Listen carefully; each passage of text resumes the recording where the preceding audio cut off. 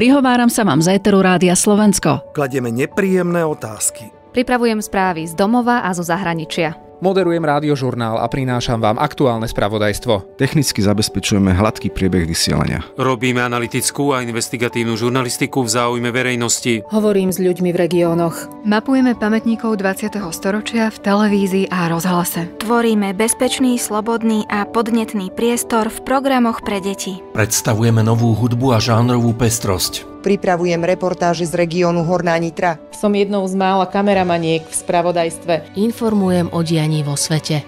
Návrh zákona o slovenskej televízii a rozhlase prináša významné zmeny.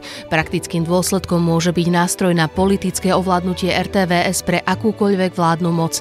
Pritom slobodné a nezávislé verejnoprávne médiá majú slúžiť všetkým občanom Slovenska, nielen mocenským ambíciám ktorýchkoľvek strán.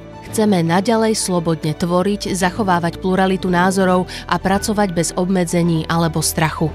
My všetci sme RTVS. Ďakujeme za vašu podporu.